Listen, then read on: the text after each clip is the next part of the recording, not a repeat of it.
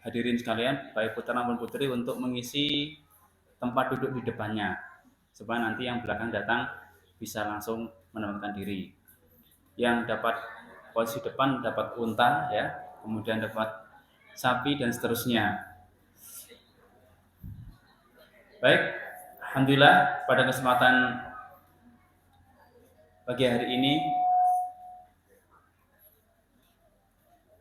atas nikmat Allah yang tiada terkira, nikmat iman, nikmat kesehatan dan kesempatan, kita masih bisa menghadiri salah satu Raudhah min Riyadil Jannah, ya, taman dari taman-taman surga yang Allah hadirkan di dunia, yaitu majelis thalabul ilmi. Semoga kedatangan hadirin sekalian setiap langkahnya menambah pahala dan setiap langkahnya pun juga menghapuskan dosa kita. Amin. Dan semoga dengan kajian ini nanti Ramadan kita tahun ini menjadi lebih bermakna, gitu ya, naik level. Baik hadirin sekalian, di sini saya sebagai pembawa acara. Insya Allah pada kesempatan kali ini kita di pertemuan kajian kitab Safinatun Najah yang kelima. Kali ini khusus tidak sesuai dengan urutan yang ada di kitab, sebagaimana telah disebarkan di flyer sebelumnya, yaitu kita akan mengkaji khusus fikih Ramadan. Gitu ya. Karena fikih ini adalah aplikasinya bisa kita pakai sehari-hari, bukan sekedar pengetahuan tapi juga nanti kita amalkan, ya. Kita berilmu sebelum beramal. Alhamdulillah telah hadir di antara kita semua, yaitu Ustadz Aulia Abu Sumayyah dari Boyolali. Itu ngokonya, ya, kalau halusnya ya Bajul Kesupen, ngoten. Beliau pengasuh di pesantren Darus Syahadah di Boyolali sana. Dan alhamdulillah kemarin acara kali ini mestinya akan pekan kedua, tapi karena kemarin beliau safar ke 8 negara di Timur Tengah sana, akhirnya baru bisa dilaksanakan pada hari ini. Baik, langsung saja marilah kita buka acara pada kesempatan pagi hari ini dengan membaca basmalah bersama-sama. Bismillahirrahmanirrahim. Acara kedua yaitu tilawatul Quran yang pada kesempatan kali ini akan dibawakan oleh Ananda Wahyu Aji Pamungkas. Silakan, Mas.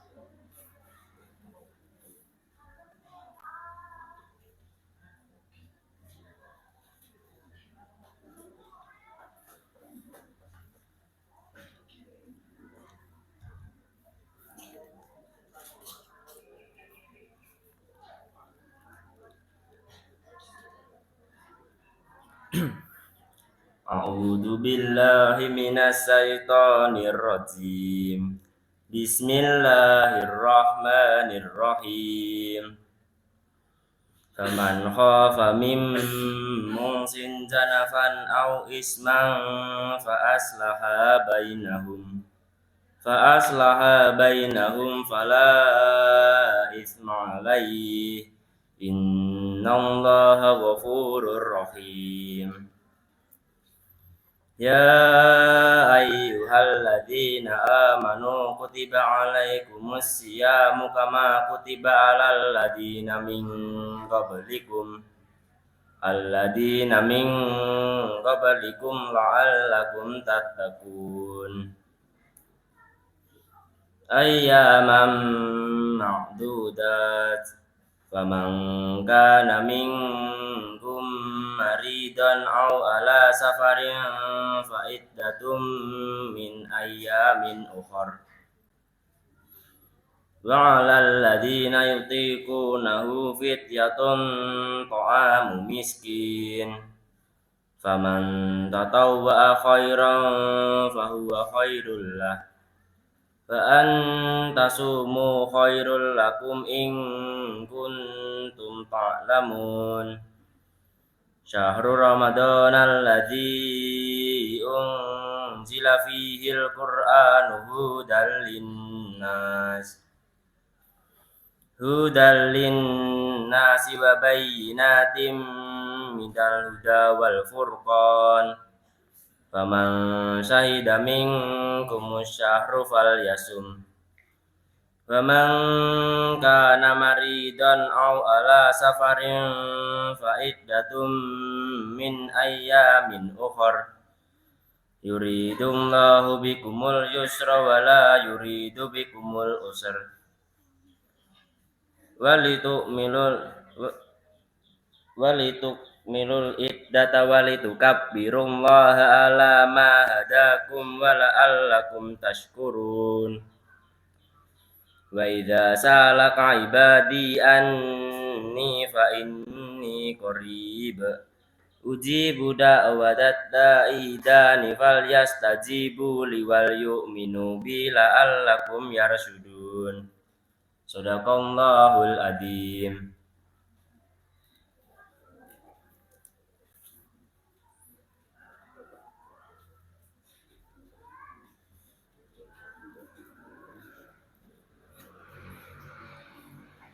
Allahumma arhamna bil Quran. Jazakumullah kepada Mas Wahyu Adil Mugas atas tilawatul Qur'annya. Semoga bacaan tadi menambah berkah kajian kita pada kesempatan pagi hari ini.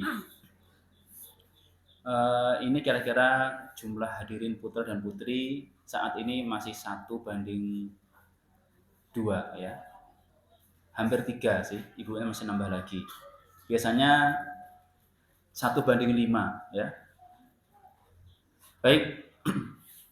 Hadirin sekalian, sebelum kajian dimulai, silahkan disiapkan bukunya bagi yang sudah punya. Kemudian alat tulisnya jangan lupa, karena tidak afdal belajar tanpa menulis. Karena dengan menulis itu kita mengikat ilmu tersebut.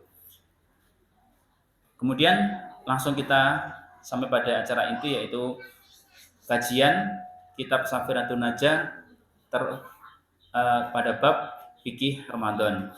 Kepada beliau Ustadz Aulia Abu Sumayyah kami persilahkan.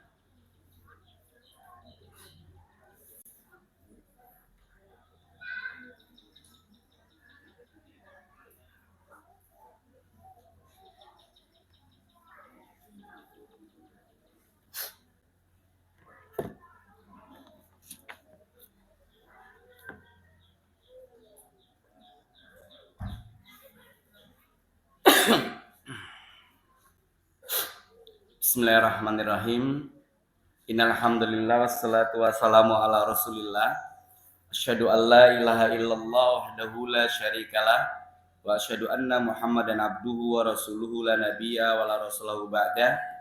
Allahumma shalli wa sallim wa barik wa an'im ala nabiyyina Muhammad sallallahu alaihi wasallam wa ala alihi wa ashabihi ajmain. Assalamualaikum warahmatullahi wabarakatuh.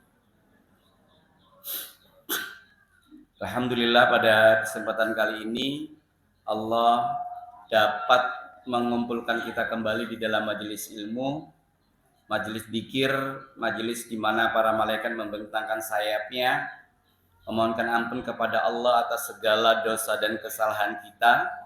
Begitu juga apa-apa yang ada di sekitar kita, bahkan kata Nabi, binatang yang ada di dasar lautan pun senantiasa akan mendoakan bagi mereka-mereka yang berthalabul ilmi.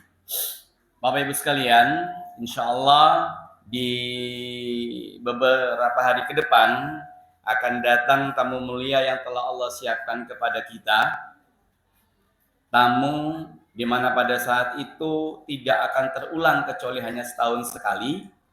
Di sana banyak bonus-bonus, di sana banyak lipatan-lipatan pahala, di sana banyak terbentang segala bentuk kebajikan.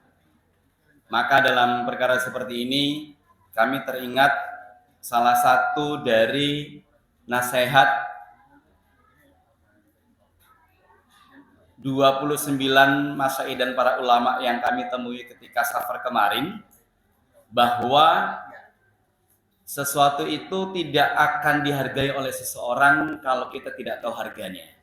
Nah, Ramadan ini itu tidak akan bisa kita hargai sebagaimana mestinya kalau kita tidak mengetahui fadilah-fadilah yang ada di dalamnya. Kalau kita tidak mengilmuinya, kalau kita tidak memiliki modal terhadap Ramadan itu sendiri. Bapak Ibu sekalian, kalau kita melihat ya, ada satu toko baru dibuka. Brandnya brand anti Islam lah, ya. Begitu yang sekarang banyak menjamur di mana-mana. Kira-kira ketika pertama kali itu dibuka, apa yang ditawarkan? 1 diskon, 2 bonus, dan lain-lain. Kira-kira kita datang itu karena mau belanja murni atau ngejar bonus dan diskon ya? Bonus dan diskon, bener ya, begitu. Kenapa? Karena kita memang orang Indonesia banget. Orang Indonesia itu karakternya memang 1 suka diskon, 2 suka bonus. Lah, sekarang Bapak Ibu sekalian, kita semua yang ada di sini bukan sekedar orang Indonesia, tapi Allah lahirkan kita sebagai seorang Muslim yang nanti Allah akan hadirkan kepada kita bukan sekedar toko-toko yang ada bonus dan diskonnya, tapi lebih daripada itu, yaitu bulan suci Ramadan.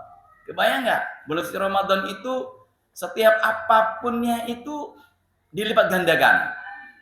Mau kebajikan dilipat gandakan, mau dosa juga dilipat gandakan. Nah, kita tinggal pilih salah satu dari 2 ini. Kita mau banyak berbuat dosa atau kita mau banyak berbuat amal salih. Kalau kita berbuat amal salih, ya pahalanya berlipat ganda, begitu juga kita berbuat maksiat. Nah, Bapak Ibu sekalian, tentunya sebagai seorang yang beriman dan berakal sehat, yang kita disajikan datangnya Ramadan, kita pasti sekecil apapun itu maksiat, kita jauhi. Sebagaimana sekecil apapun perbuatan amal saleh itu harus kita kejar. Begitu. Nah, maka itu semua tidak akan bisa kita raih dengan baik kalau kita tidak mengilmuinya. Kalau kita tidak cari model untuk menghadapi bulan suci Ramadan. Bapak Ibu sekalian, bisa jadi Ramadan besok itu adalah Ramadan terakhir kita. Bahkan bisa jadi Ramadan besok itu kita tidak mendapatkan 1 harinya. Mungkin setengah hari toh. Karena apa? Mungkin habis sahur, kemudian pada saat itu kita sholat subuh, dilanjutkan dengan sholat duha, dilanjutkan dengan sholat duhur, kita meninggal. Siapa yang tahu? Ya kan? Ah, maka mari mulai hari ini benar-benar kita pasang niat, benar-benar kita siapkan bahwasannya kita minta kepada Allah supaya Allah pertemukan kita di bulan suci Ramadan. Makanya para ulama itu selalu mengajarkan kepada kita untuk berdoa, Allahumma barik lana fi Sya'ban wa balikna Ramadan. Ya Allah, berkahilah kami di dalam bulan Sya'ban ini. Nah, ini sekarang kita berada di bulan Sya'ban, dan sampaikanlah umur kami ini sampai menemui bulan suci Ramadan. Nah, Bapak Ibu sekalian, untuk mempersingkat waktu karena biasanya pelik Ramadan itu sangat banyak, ya, kita masuk kepada pembahasan Ramadan itu sendiri. Kata para ulama, memang di antara bekal terbaik untuk menghadapi bulan suci Ramadan adalah dengan mengkaji fikih-fikihnya.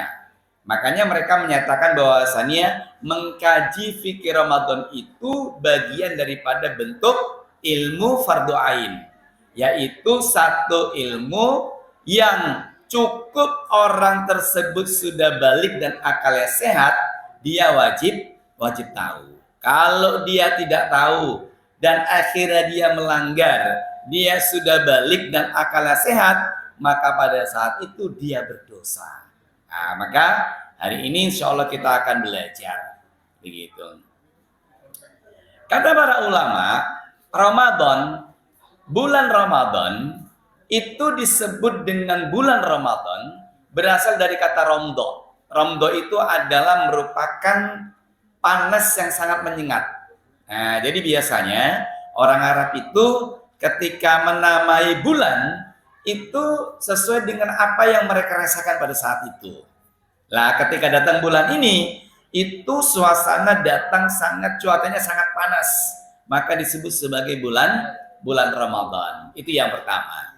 Ada yang menyatakan bahwasannya bulan Ramadan itu disebut sebagai bulan Ramadan karena apa? Panasnya itu membakar dosa-dosa yang ada pada Bani Adam.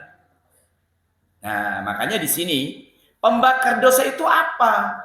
Dosa itu dibakar dengan apa? Kata para ulama, dosa-dosa kita itu dibakar dengan amal soli kita yang telah Allah bentangkan banyak sekali bentuknya, dari mulai sholatnya, puasa itu sendiri, sedekahnya, perkataan yang baik, zikirnya dan lain sebagainya yang nanti akan kita bahas gitu. Kemudian puasa itu secara bahasa adalah menahan, secara istilah adalah menahan untuk tidak makan dan tidak minum. Begitu juga hubungan suami istri, begitu juga hal-hal yang membatalkan pahala itu sendiri. Sejak kapan? Sejak terbitnya fajar sampai terbenamnya matahari. Ditambah Bapak Ibu sekalian, binniyah, harus dengan niat. Jadi apa tadi?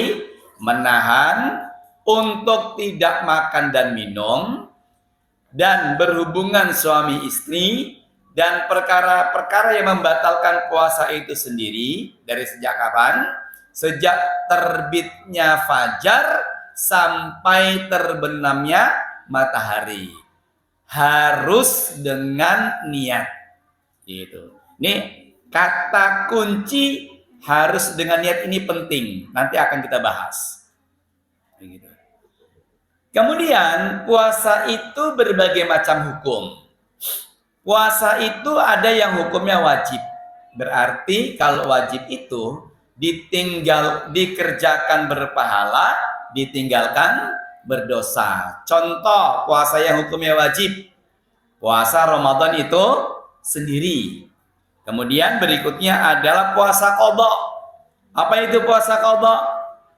Puasa qadha adalah puasanya seorang wanita yang ketika pada saat itu datang Ramadan berhalangan karena haid atau nifas, kemudian tidak berpuasa, maka dibayar setelah Ramadan berlalu. Nah, itu namanya adalah puasa qadha. Atau puasanya orang yang sakit ketika Ramadan tidak bisa berpuasa. Begitu juga puasanya musafir, karena tidak bisa berpuasa, setelah lewat bulan suci Ramadan, dia membayar hutangnya. Lah itu disebut sebagai puasa qadha. Puasa qadha itu sendiri hukumnya adalah wajib. Kemudian apa lagi contohnya yang puasa wajib? Yaitu puasa yang diperintahkan oleh seorang pemimpin sebelum melakukan sholat istisqa. Contoh misalnya, kemarau begitu panjang, sebulan, 2, 3, 4, 5, 6 bulan, 7, 8, 9, 10. Sudah 10 bulan, gitu kan. Hewan itu bukan sekedar kurus, kering, melengking, tapi sudah banyak yang meninggal. Ya, tumbuhan bukan lagi hijau, tapi sudah menyoklat. Daun-daunnya sudah habis, tanah-tanah itu sudah pecah belah. Maka pada saat itu, kata seorang pemimpin, ayo kita sholat istisqa. Kalau mereka memerintahkan sebelum sholat, 2-3 hari sebelumnya untuk berpuasa, maka siapapun yang mendengar perintah ini wajib untuk puasa. Nah, itu yang disebut dengan puasa sebelum istisqa, dan itu jika diperintahkan oleh seorang pemimpin pada saat itu. Ini contoh-contoh puasa yang wajib. Contoh puasa yang sunnah. Ada puasa sunnah itu yang sifatnya tahunan. Seperti apa? Seperti puasa pada tanggal 10, seperti puasa pada tanggal 9 pada tanggal 10 pada tanggal 9 Dzulhijjah. Ya, tanggal 9 Dzulhijjah yang disebut sebagai hari Arafah. Ya, dah. Jadi nanti 1 hari sebelum Idul Adha, siapapun yang tidak melaksanakan manasik haji, maka pada saat itu kata Nabi disunnahkan untuk berpuasa. Bapak Ibu sekalian, walaupun ini hanya 1 hari, tapi fadilahnya luar biasa. Apa kata Nabi?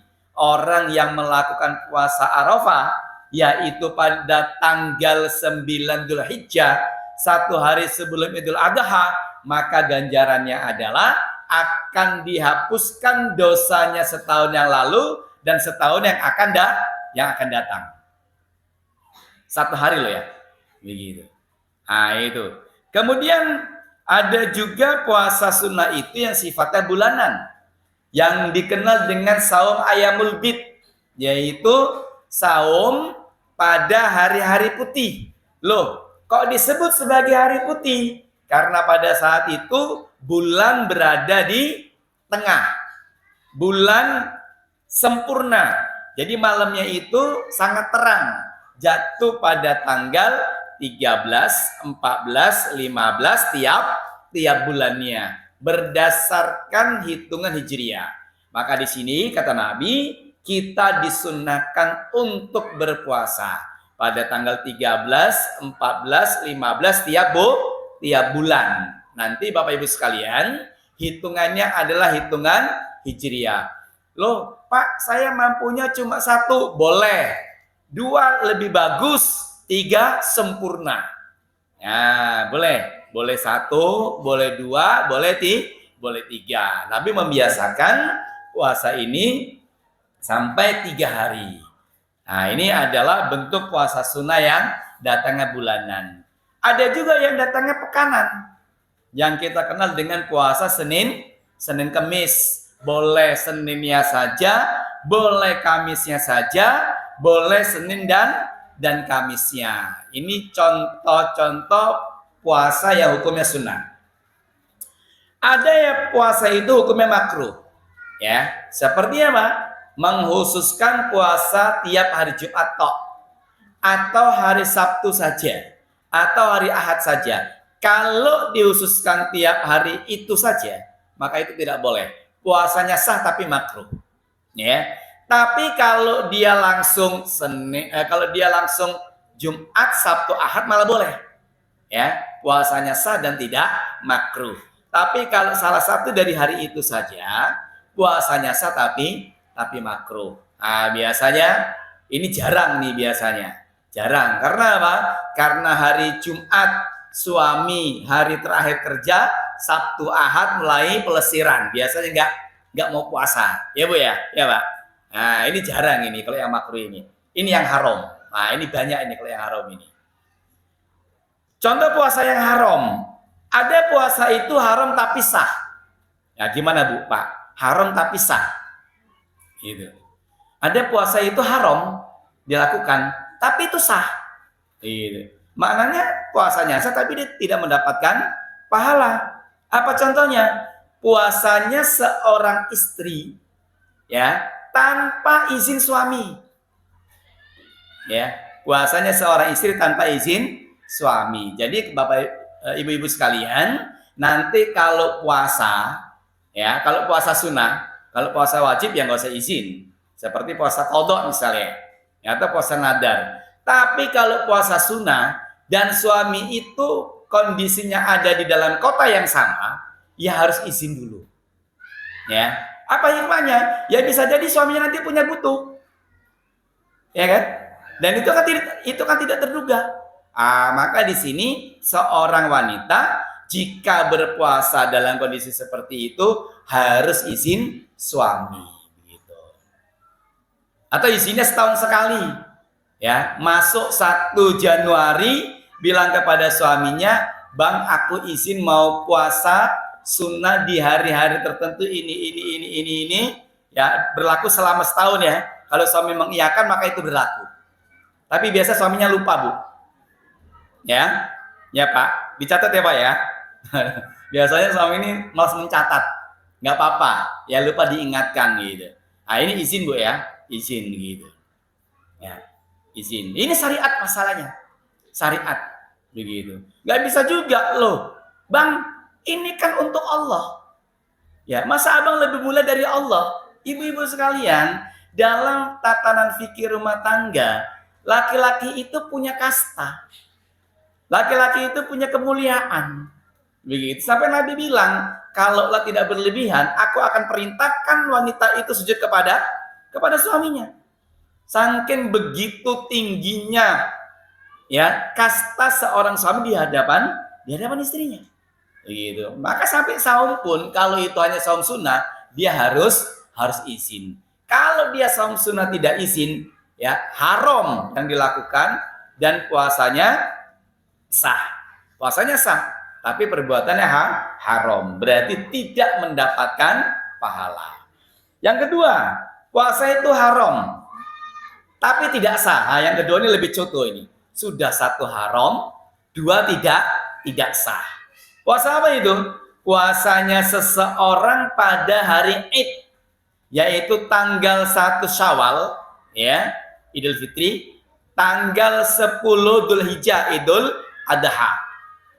Dan pada hari Tasyrik, yaitu tanggal 11, 12, 13 pada bulan Dzulhijjah. Karena kita masih menyembelih hewan kurban. Kata Nabi, kenapa kau tidak boleh berpuasa? Karena di sini adalah merupakan hari makan dan minum yang Allah siapkan. Maka kita tidak boleh untuk berpuasa. Loh, bagaimana Ayamul Bid pada tanggal 13 tidak berpuasa? Nanti puasanya tanggal 14 dan 15 begitu. Nah, itu adalah contoh puasa yang haram dilakukan dan tidak sah begitu. Kemudian berikutnya adalah puasa Yaumus Syak, hari Syak, hari yang diragukan. Nah, kapan itu? Itu jatuh pada tanggal 30 Sya'ban. Nah, sekarang kita berapa Sya'ban ini Bapak Ibu? 22 Sya'ban ya. Nah, nanti tanggal 30 Sya'ban itu adalah merupakan hari Syak namanya. Hari yang diragukan ini sudah masuk Ramadan atau belum. Nah, dalam kondisi seperti ini, orang tidak boleh berpuasa. Kata Nabi, man shoma yauma syak faqad asa Aba Qasim. Barang siapa yang berpuasa pada hari Syak, hari yang diragukan, jatuh pada tanggal 30 Sya'ban, maka sejatinya dia telah bermaksiat kepada Abu Qasim. Abu Qasim itu adalah nama lain kunya Rasulullah Sallallahu Alaihi Wasallam. Gitu. Kemudian yang terakhir adalah puasa yang hukumnya haram, puasa nisfus Sya'ban atau pertengahan bulan Sya'ban. Apa kata Nabi? Idza intasafa Sya'ban fala tasumu. Apabila pada saat itu sudah masuk bulan Sya'ban di pertengahan, berarti tanggal berapa itu? Tanggal 16 sampai akhir Sya'ban, apa kata Nabi? Kita dilarang untuk berpuasa. Gitu ya? Iya, Pak? Ya, berarti ini sudah pertengahan Sya'ban kan? Ya, ini sudah tanggal 20-an Sya'ban. Begitu. Ya, pokoknya kalau Sya'ban sudah masuk tanggal ke-16 sampai akhir kita tidak boleh berpuasa. Ya, kecuali. Nah, ini kecuali.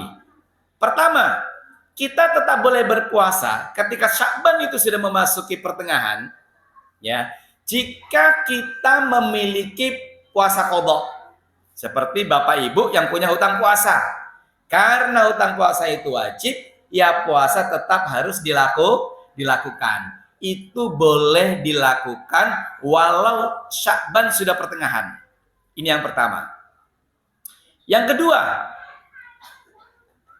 kedua adalah ketika pada saat itu memang ada orang yang memiliki wirid puasa. Nah, misalnya dia terbiasa puasa Daud, sehari puasa sehari tidak, puasa Senin Kemis misalnya, ya kan? Begitu. Kalau ada orang yang terbiasa berpuasa atau memiliki wirid puasa, maka walau sudah pertengahan Sya'ban tetap boleh melakukan puasa wiridnya. Ini yang kedua. Yang ketiga. Ya, yang ketiga. Yang ketiga adalah jika dia mau berpuasa, tetap mau berpuasa walau sudah datang pertengahan Sya'ban, ini tetap boleh dengan catatan puasa tersebut dimulai sejak tanggal 15 Sya'ban. Nah, tanggal 15 kan belum masuk pertengahan nih. Ya dah. Nah, tanggal 15 dia berpuasa, 16, 17 sampai akhir. Itu boleh. Atau mulai tanggal 14, 15, 16 dan seterusnya boleh. Tapi kalau nanti ada yang putus, ya, misalnya begini, tanggal 15 puasa, 16 puasa, 17 puasa, 18 puasa, 19 tetangga punya hajatan, kondangan, akhirnya nggak puasa. Ya nanti berikutnya tidak boleh tidak boleh berpuasa. Bisa dipahami ya, Bapak Ibu sekalian? Ya, gitu. Itu pengecualiannya. Dimulai dari 16 Sya'ban, kalau sudah masuk 16 Sya'ban sudah tidak boleh berpuasa. Kecuali nanti dia mulainya 1 hari sebelumnya, atau 2 hari sebelumnya, atau 3 hari sebelumnya, dan seterusnya. Begitu. Nah, itu pengecualian bolehnya berpuasa ketika pertengahan Sya'ban sudah datang. Ya, kalau sekarang ini kita sudah memasuki setengah lebih, ya, begitu. Nah, kemudian sekarang kita akan berbicara tentang masalah fikih Ramadan. Fikih Ramadan ini, puasa Ramadan ini adalah merupakan puasa yang ulama itu sepakat hukumnya wajib. Ya, di antara dalilnya adalah A'udzubillahi minasyaitonirrajim, ya ayyuhalladzina amanu kutiba alaikumusiyam kama kutiba alal ladzina min qablikum la'allakum tattaqun. Kata Allah, wahai orang-orang yang beriman, diwajibkan atas kamu berpuasa. Ya. Sebagaimana diwajibkan atas orang-orang sebelum kamu. Kitabnya ini kan untuk kaum Nabi. Ya kan? Tapi kata Allah, hal ini diwajibkan sebagaimana diwajibkan orang-orang sebelum kamu, berarti sebelum umat Nabi. Begitu. Nah, di sini para ulama menjelaskan ya, kesamaan adanya perintah puasa di sini tidak berarti sama model syariat puasanya. Gitu. Maknanya puasa kita hari ini nggak sama dengan puasa umat-umat sebelumnya. Tapi perintahnya sama. Perintah untuk berpuasa. Begitu. Umat sebelumnya apa? Sebagaimana puasanya Ibunda Maryam. Kan juga berpuasa. Tapi konteks puasanya tidak sama dengan puasa kita hari ini.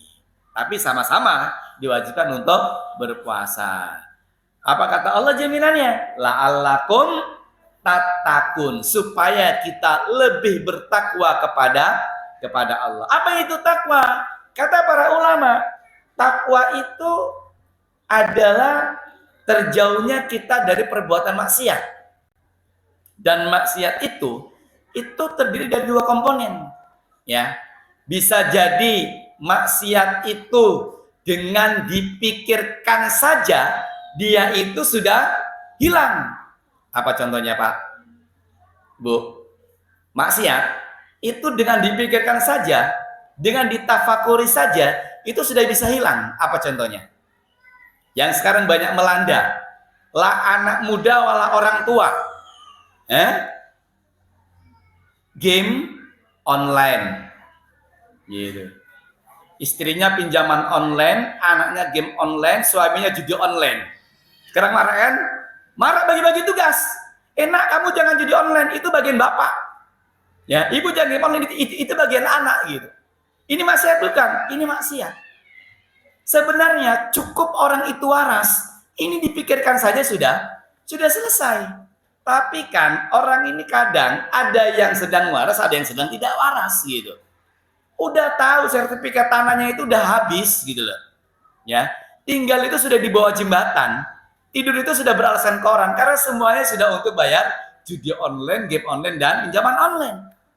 Mestinya dengan dipikir saja itu selesai. Nah, itulah maksiat gitu. Ya, mestinya itu dengan dipikirkan saja itu selesai.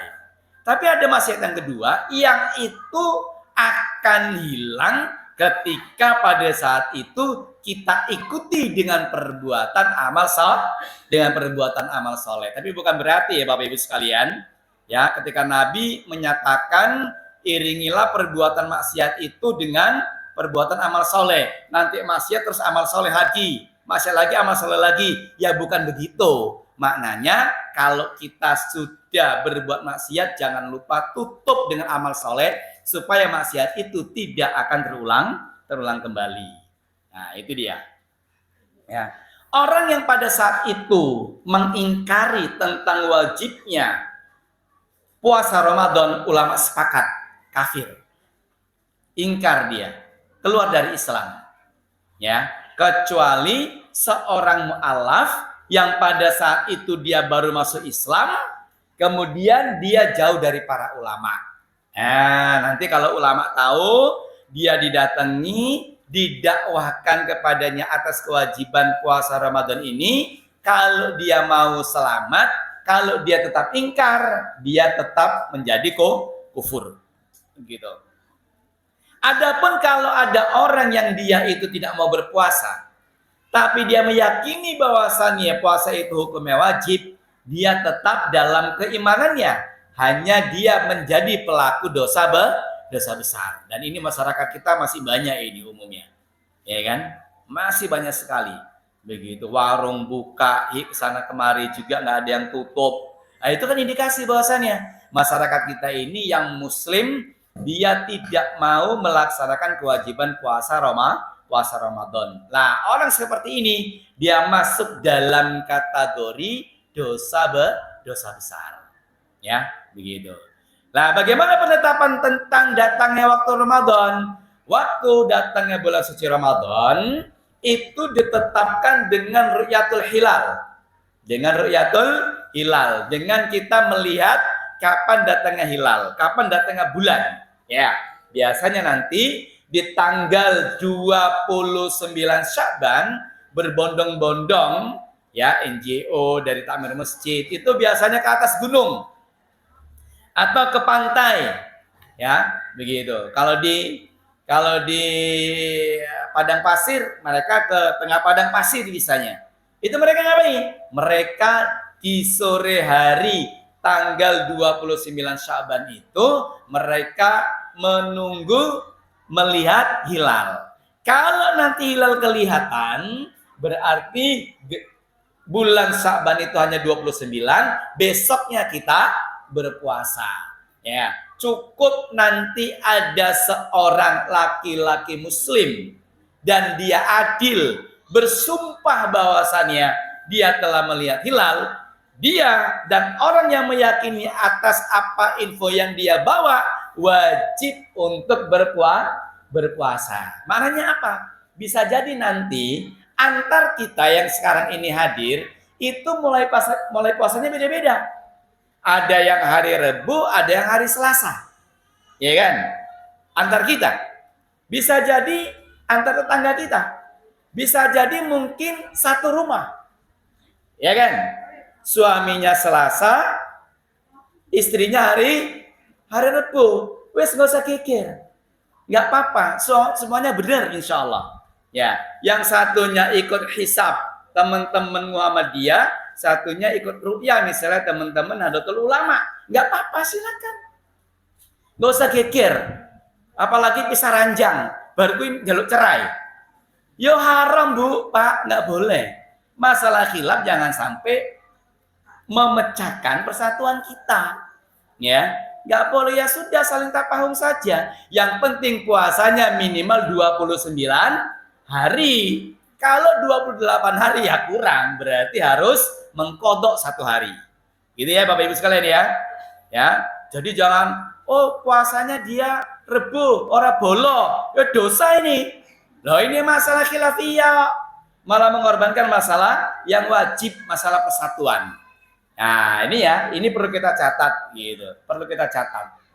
Pokoknya ya udah, nanti ada yang puasa hari Rebu misalnya, ada juga yang puasa hari Kamis. Ya, silakan begitu. Kemudian berikutnya adalah syarat wajib puasa. Ini penting ini. Syarat wajib puasa. Yang pertama adalah Islam. Syarat wajib pertama adalah Islam. Maknanya orang non-Islam itu tidak wajib berpuasa. Ya. Yang kedua, mukallaf. Mukallaf itu berarti dia sudah balik dan dia berakal. Dia sudah balik dan dia berakal.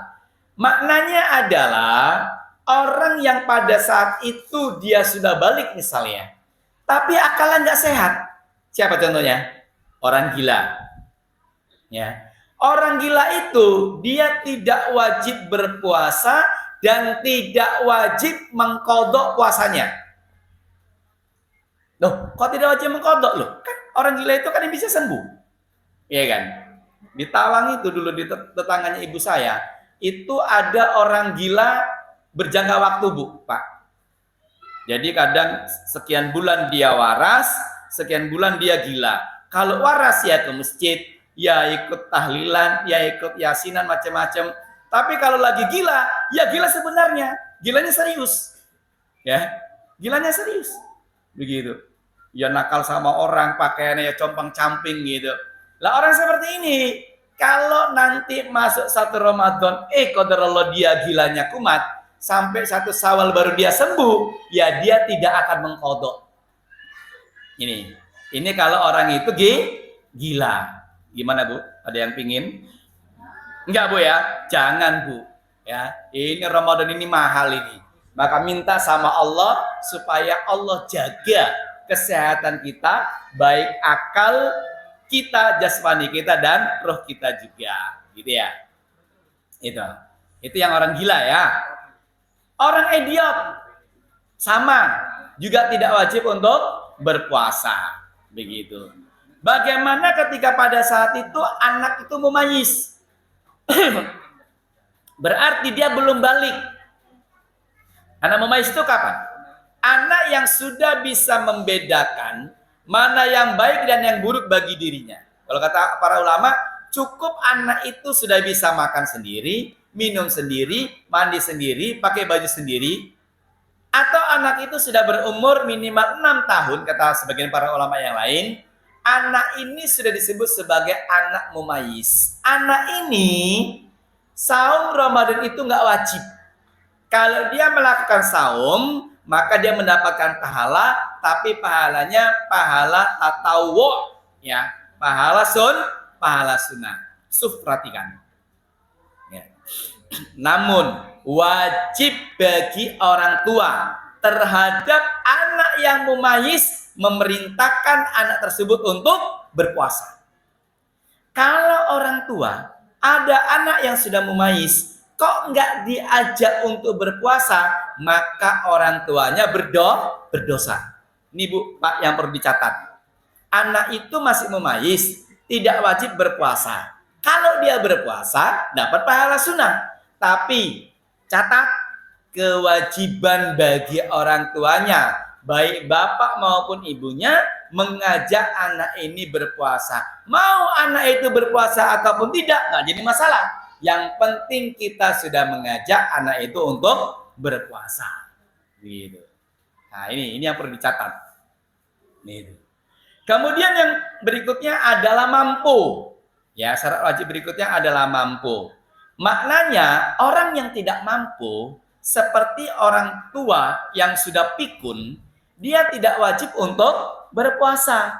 Ya, gitu. Nanti kalau Bapak Ibu sekalian mendapatkan ada orang tua yang perilakunya sudah seperti anak-anak, buang kotoran di atas kasur misalnya dan lain sebagainya, maka ini adalah satu indikasi dia sudah pikun, dan ulama sepakat orang seperti ini tidak wajib berpuasa. Namun, catat, dia wajib untuk membayar fidyah tiap hari, ya, sebanyak 1 mud.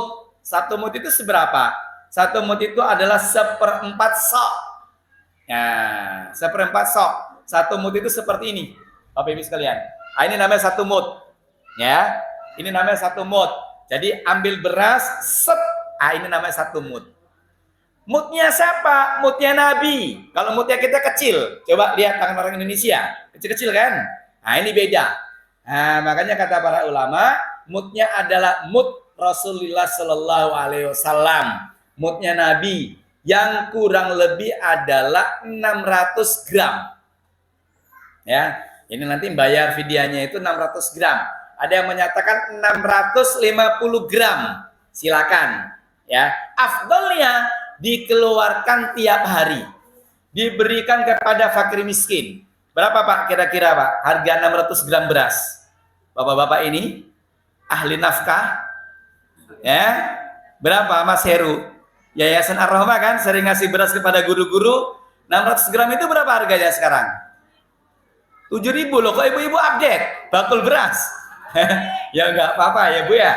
Itu 7.000. Nah, beras apa yang kita makan, itulah yang kita keluarkan. Jangan makan beras yang sekilo 25.000 ketika fidyah bayarnya sekilo yang 10.000, nggak boleh. Gitu. Berikan yang terbaik, ya kan? Pak, saya itu rasanya kok nggak puas kalau cuma ngasih beras. Saya maunya plus daging sapi 5 kilo. Gas Bu, kasih nggak apa-apa.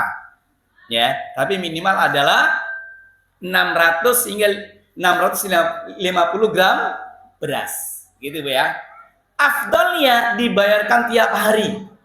Keliling. Oh, nanti ke tetangga sebelah kanan, nanti ke sebelah kiri, nanti ke depan, nanti pojok kampung, silakan. Ya, begitu. Kalau Bapak Ibu sekarang sudah punya gambaran, oh nanti ini ada orang tua saya yang pikun, maka segera data orang-orang fakir miskin di sekitarnya supaya semuanya bisa merasakan fidyah. Siapa yang paling utama? Orang yang paling dekat kepada Allah. Ya, supaya fidyah itu dikonsumsi dengan orang-orang baik, supaya juga mendapatkan doa dari orang-orang baik. Lah kebayangkan kalau kita ngasih fidyah, Assalamualaikum Bapak Ibu, ini saya memberikan fidyah dari orang tua saya. Orang yang menjawab Waalaikumsalam, jazakallah khairan. Semoga Allah membalas kamu dengan yang lebih baik. Kebayang Bu, doa itu mahal. Gitu. Tapi jangan lupa ketika kita sudah disebutkan jazakallah khairan, ya kita balas. Ya, amin. Walaka bimislim. Ya, begitu. Amin. Semoga Allah kabulkan dan semoga kamu juga akan mendapatkan yang seperti itu. Nah, gitu ya. Kemudian siapa lagi orang yang tidak wajib berpuasa? Yaitu orang yang sakit, yang dokter itu mengklaim bahwa orang ini nggak mungkin dia akan bisa berpuasa karena sakitnya itu sangat parah, begitu. Jadi Bapak Ibu sekalian, klaim dia itu tidak sehat atau sakit itu bukan klaim pribadi ya, itu harus dikembalikan kepada orang ahli.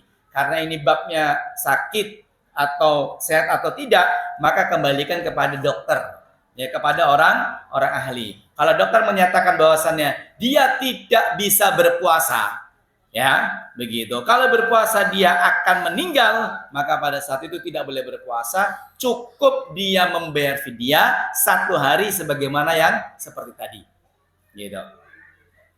Kemudian berikutnya adalah orang sakit. Orang sakit itu dia tidak wajib berpuasa. Sakit yang bagaimana? Sakit yang kata dokter, apabila dia berpuasa akan meninggal, atau sembuhnya makin lama, atau akan merusak organ, maka dia boleh untuk tidak berpuasa. Nanti kalau dia sudah sehat, di luar bulan puasa, beliau bisa untuk mengganti berapa hari yang ditinggalkan karena sakit.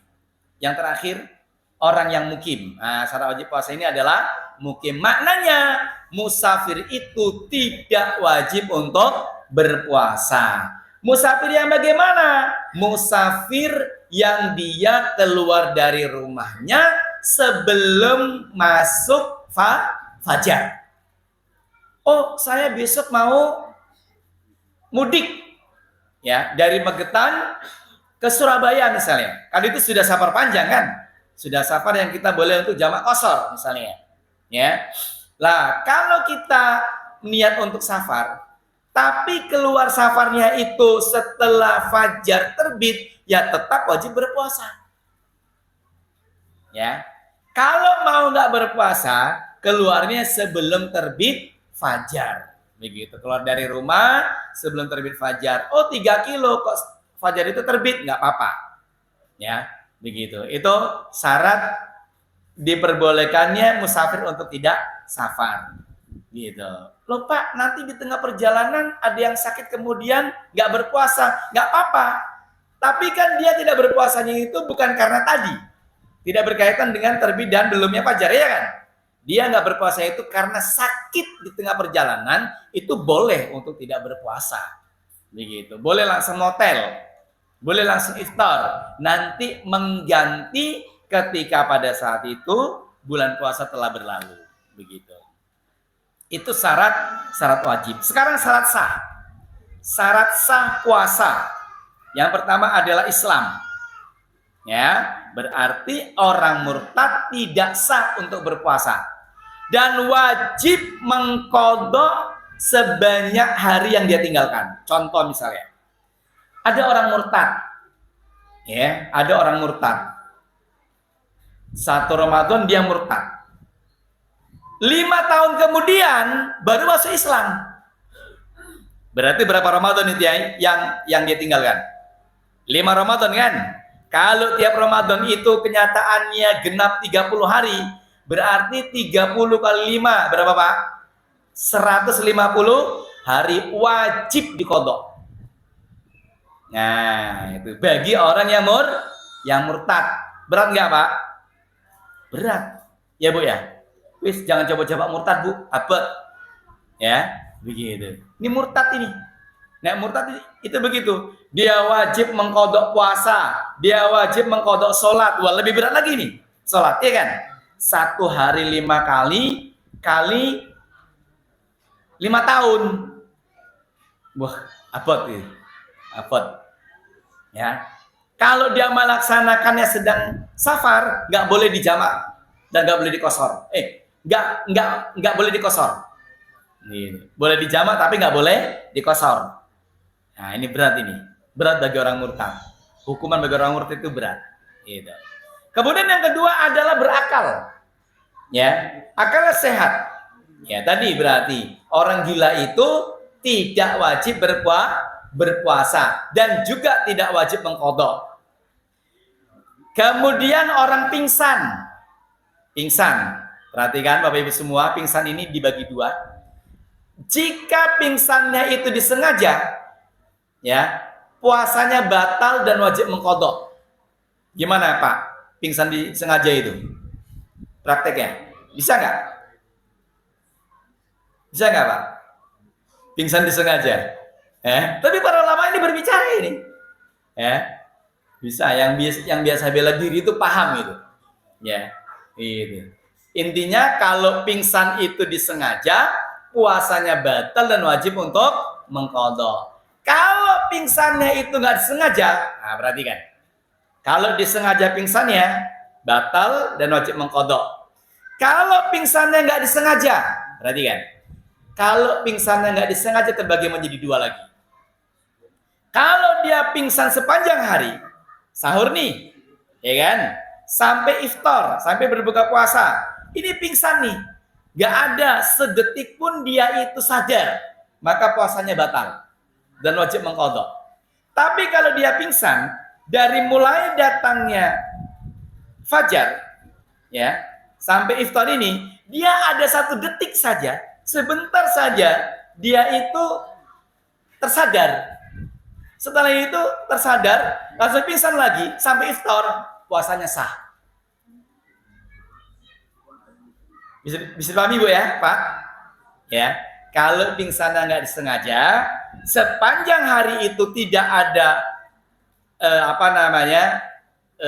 sadar sedikit pun, puasanya batal. Kalau pingsannya itu nggak disengaja, namun ya ada sebentar, walaupun sedetik, ya dia sadar, tek, lanjut pingsan lagi, sampai datangnya nanti waktu maghrib, maka puasanya sah. Gitu. Puasanya sah. Ya. Loh, bagaimana salatnya? Yo diqadha salatnya. Gitu. Tapi puasanya sah. Kemudian syarat sah berikutnya adalah bersih dari haid dan nifas bagi para wanita. Kemudian berikutnya adalah kita mengetahui bahwa hari ini adalah hari wajib untuk berpuasa. Berarti hari ini adalah hari di bulan suci Ramadan. Bab berikutnya, rukun puasa. Rukun puasa hanya ada 2. Yang pertama adalah menahan. Nah, tadi menahan apa? Menahan untuk tidak makan dan minum. Ya, dan apa-apa yang membatalkan puasa itu sendiri. Ya, berhubungan suami istri. Ya, dari mulai terbitnya fajar sampai terbenamnya matahari. Yang kedua, ini tidak kalah pentingnya, yaitu niat. Kapan Bapak Ibu niatnya? Niatnya adalah di malam hari. Maknanya apa? Kalau pada saat itu kita tidak meniatkan di malam hari, ya tak? Bangun pagi, langsung sahur, setelah itu sholat subuh, tapi nggak niat puasa, ya selama itu puasanya tidak sah. Kenapa? Karena tidak niat. Loh, kan kita sahur. Sahur itu beda dengan niat. Ya Ibu ya. Sebenarnya masyarakat kita ini itu sudah hidup niat puasanya pada malam hari. Kapan itu? Dibimbing oleh imam sholat tarawih. Ya kan? Ayo Bapak Ibu semuanya, adik-adik, abang kakak semuanya, kita niat puasa untuk besok. Sah niatnya. Gitu. Ya, yang penting niat itu di malam hari. Mulai dari awal malam sampai penghujung malam. Awal malam itu kapan? Datangnya waktu maghrib. Udah, kita pasang niat. Gitu. Dan pendapat mazhab Syafi'i, niat itu harus tiap malam. Ya, begitu. Pak, berat, takut lupa. Ya wis, pakai mazhab Maliki saja. Mazhab Maliki bagaimana niatnya? Cukup malam pertama kita niatkan sampai nanti akhir Ramadan, gitu. Ya Bapak Ibu sekalian ya, niatnya ganda dua mazhab ya. Ya biar aman. Gitu. Ya biar aman. Fadol silakan. Ya.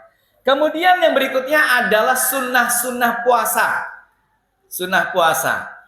Yang pertama adalah mempercepat iftar, bukan mempercepat sebelum waktunya ya. Maknanya kalau sudah datang waktu maghrib, ya segera berbuka. Jangan sudah datang waktu maghrib masih malah diam dulu, zikir dulu, apa dulu, nggak boleh. Ya, sunnahnya itu adalah kalau sudah datang waktu maghrib, ya segera untuk berbuka. Pak, belum adzan. Loh, waktu berbuka itu bukan karena adzan. Loh, mau adzan itu pinter kok. Oh, udah masa waktu maghrib, divalidasi dengan matahari. Setelah itu dia buka dulu. Ya, buka dulu, minum dulu, makan dulu. Ya, setelah 15 menit baru Allahu Akbar, Allahu Akbar. Nah, makanya kalau iftar itu Bapak Ibu sekalian, patokannya bukan adzan, tapi patokannya adalah waktu maghrib itu sudah datang. Tapi pastikan loh ya, jangan sudah gelap loh, mendung kok. Ya. Tiba-tiba sudah makan, lihat jam masih kurang 5 menit. Kodok Bu, diganti puasanya. Loh, hati-hati nih. Ya, hati-hati. Ya, gitu. Oke? Ya. Ketika sudah adzan pun dilihat, sudah adzan, anak kecil, kadang itu waktunya belum masuk. Ya, kurang 2 menit. Ya, kita langsung iftar. Lo sudah adzan kalau tapi kan belum masuk waktu. Ya kan? Begitu. Ya udah, kalau belum masuk waktunya berarti kita harus mengqadha. Nah, gitu. Nanti kalau iftar paling afdol. Apa yang dimakan? Pertama sekali, urutannya bagaimana? Makan korma. Korma apa? Korma apapun. Tapi jangan bijinya ya Pak ya. Dagingnya. Ya, kita makan korma, boleh korma ajwa. Ya, boleh yang ajwa Madinah boleh. Lebih afdal ajwa aliyah.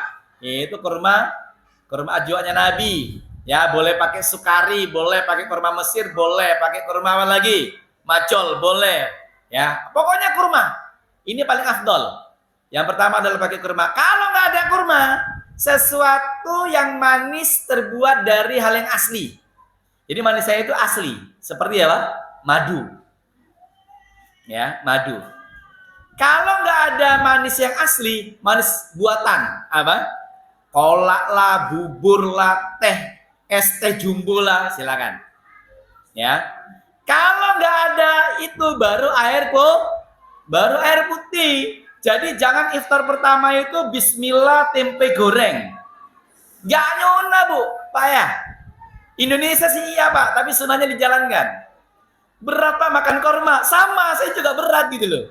Ya, gitu. Kalau anak saya biasanya korma itu dibagi 4, dibagi 5. Ya, istighfar surut sekedar mengikuti sunnah. Nggak apa-apa Pak. Ya, karena kadang kita ini kan mau makan kurma itu berat Pak ya. Nggak apa-apa Pak, satu kurma itu untuk satu keluarga. Ya, supaya kita diawali pertama iftar itu dengan kurma. Gitu. Jadi jangan langsung masuk adzan pisang goreng, tempe goreng. Iya sih, kita ini kalau nggak lewat gorengan sama es ketika iftar tuh berat gitu. Tapi sunnahnya kalau bisa jangan dilewatkan. Ya Bapak Ibu sekalian, saran saya ya, nanti kalau sudah memasuki Ramadan, minimal di rumah itu ada 30 korma. Minimal. Maknanya apa? Satu kali ketika iftar minimal ya satu korma itu untuk satu keluarga lah, supaya merasakan nikmatnya iftar dengan sunnah. Gitu. Kemudian berikutnya adalah apa sunnah yang kedua? Sahur. Sekuat apapun kita untuk tidak sahur, tetap harus sahur. Karena ini adalah sunnah. Karena kata Nabi, pembeda antara puasa kita dengan puasa orang-orang Yahudi adalah sahur. Mereka tanpa sahur, maka kita harus pakai sahur. Kapan sahur dimulai? Sahur itu dimulai dari tengah malam. Bagaimana cara ngukurnya?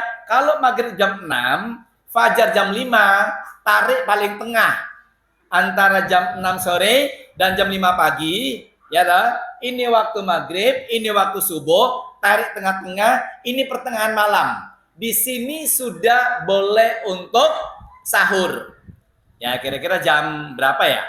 Jam setengah 12 atau jam 12. Kok jam 10 malam habis taraweh, masuk kafe, minum kopi, makan pisang goreng, bismillah sahur, nggak sah. Gitu. Ya, minimal harus di pertengahan malam. Afdolnya kapan? Afdolnya adalah di penghujung. Jadi nanti ini peringatan untuk para takmir masjid. Jangan pula nanti ketika sudah mau subuh langsung imsak padahal masih 10 menit. Padahal itu waktu paling afdol. Di situ afdol untuk sahur, untuk makan, untuk minum, untuk doa dan macam-macam. Ya. Makanya sangat tidak disarankan ketika waktu sahur malah buka TV, kemudian nonton sinetron. Bismillah. Loh, mau tengkar? Jangan. Ya, bismillah sahur sambil berdoa.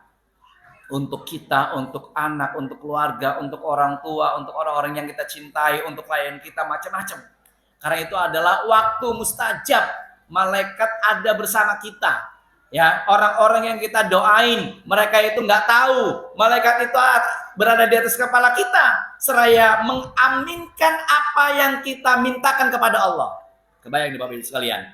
Sudah waktunya mustajab, di hari mustajab, di saat yang mustajab, didoakan oleh malaikat. Yang kata Allah, malaikat ini doanya, ya aminnya itu nggak ada jeda antara dia sama Allah. Karena apa? Ini adalah makhluk yang kata Allah, la ya'sunallahu ma amarahum wa yaf'aluna ma yu'marun. Malaikat itu enggak pernah bermaksiat kepada Allah. Kebayang kan? Kemaksiatan itu akan menghalangi kita dengan Allah. Lah malaikat enggak ada kok. Nah, ini waktu sahur nih. Oke. Berikutnya adalah doa ketika berbuka puasa. Apa Bu, Pak doanya? Ayo coba. Bapak-bapak ada urunan doa? Jangan kalah Pak sama Ibn Upin. Nah, Ibn Upin itu doanya benar itu. Ya, coba. Pak, gimana Bu? Doanya gimana Bu ketika kita mau iftar? Ketika mau berbuka puasa, di hadapannya sudah ada korma, pisang goreng, tempe goreng, dan es teh. Gimana doanya? Doanya gimana? Ustaz Wahyu? Doanya gimana? Doanya bismillah. Baru setelah itu makan korma. Atau kalau nggak ada minum air putih. Jangan dulu dahabat doma uwab telatil uruk wasabatul ajri insyaallah. Lah belum makan apa-apa kok. Ya kan? Loh ini ajaran Nabi. Pertama itu dengan doa, baca basmalah, kemudian baru konsumsi. Kemudian setelah itu baru apa? Allahumma lakasumtu boleh, langsung dahabat doma boleh. Kenapa dhahaba doma'u? Lah sudah ada yang masuk. Kalau belum masa dhahaba doma'u, apa yang dhahaba doma'u? Kayak kering kerontang ini, ya dah. Nah, itu. Apa yang pertama? Baca basmalah, kemudian baru mengkonsumsi, kemudian baru dhahaba doma'u. Atau Allahumma lakasumtu, boleh. Gitu. Fix ya, Bapak Ibu sekalian ya. Gitu. Diawali dengan basmalah. Loh, kalau sudah kadang makan kau lupa, bismillahi awaluhu wa akhiruh. Oke. Kemudian yang berikutnya adalah yang gak kalah pentingnya, memberi makan orang yang berbuka puasa. Bapak Ibu sekalian, ini cara paling mudah untuk merangkap pahala ketika di bulan suci Ramadan. Misalnya begini, kita kan puasa, ya kan? Atau misalnya ada ibu-ibu yang sedang tidak berpuasa misalnya. Ya kan? Tapi kita bagaimana kalau kita pun ini berpuasa, pahala kita kan satu, karena kita sendiri. Tapi bagaimana orang-orang yang ada di masjid itu, yang jumlahnya 80, 90 yang mereka itu semuanya berpuasa, bagaimana pahala mereka itu juga kita miliki? Caranya gampang. Sediakan sejumlah mereka menu iftarnya, kemudian mereka konsumsi, pahala mereka juga menjadi milik kita. Kata Nabi, tanpa mengurangi pahala yang mereka miliki, ya, kita juga mendapatkan pahalanya. Pak, berat Pak, karena kan harus nasi kotaan, tulisannya uang Solo, atau apalagi Buparti atau Ina ini. Lah, pikiran kita terlalu berat. Kan cukup dengan memberikan satu korma, 80 biji. Yaitu. Atau air aqua gelasan. Yaitu, harganya cuma 250 perak misalnya.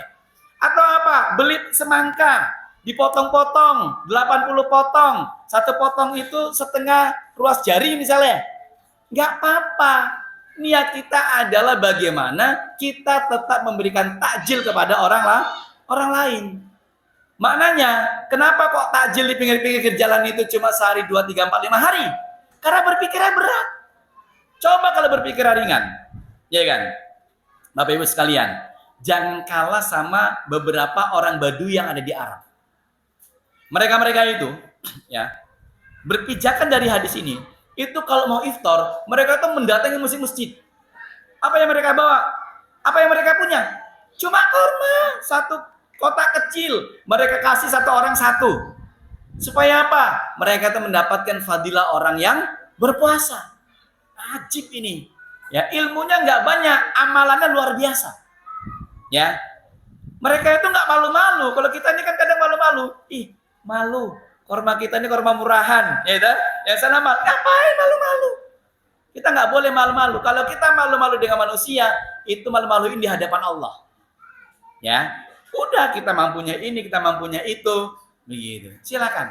Dulu tuh ada temen, itu ketika pada saat itu ingin memberi orang yang berpuasa, ingin memberi iftar kepada para santri, itu beli susu dicampur dengan air yang banyak. Penting warna masih warna susu. Dihangatkan, kasih gula, dibungkus kecil-kecil, dikasih sejumlah santri. Saya bilang cerdas orang ini dalam mengambil fadilah puasa orang lain. Gitu. Orang lain. Gitu. Ya. Di sekitar Haramain itu, baik Mekah maupun Madinah, Bapak Ibu sekalian, itu kalau di dalam masjid, penyedia iftar, itu harus dari negara. Nggak boleh dipakai siapapun. Tapi kalau di luar, yang di pelatarannya itu nyewa. Siapa yang mau memberi iftar, makanan gratis untuk orang berbuka puasa, itu yang di luar itu hidangannya itu malah mewah-mewah. Ada nasinya, dagingnya, buahnya, rotinya, kurma, macam-macam itu. Itu mereka itu nyewa itu. Ya, berapa kali berapa meter, bayar sekian.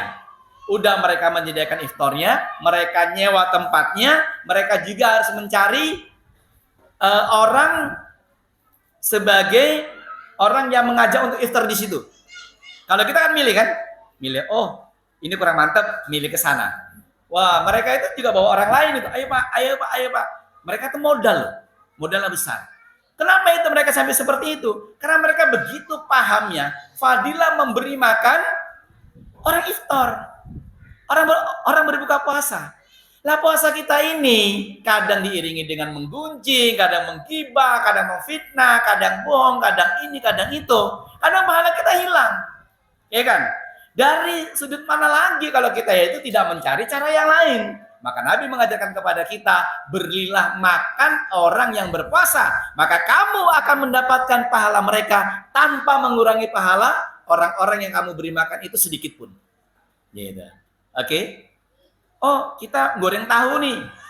Nah, satu tahu yang besarnya segini bagi 10 digoreng untuk 10 anak misalnya, untuk 10 orang misalnya. Kebayangkan? Kita mendapatkan pahala mereka. Nah, ini bab ini sengaja saya buka panjang karena fadilahnya sangat besar. Begitu.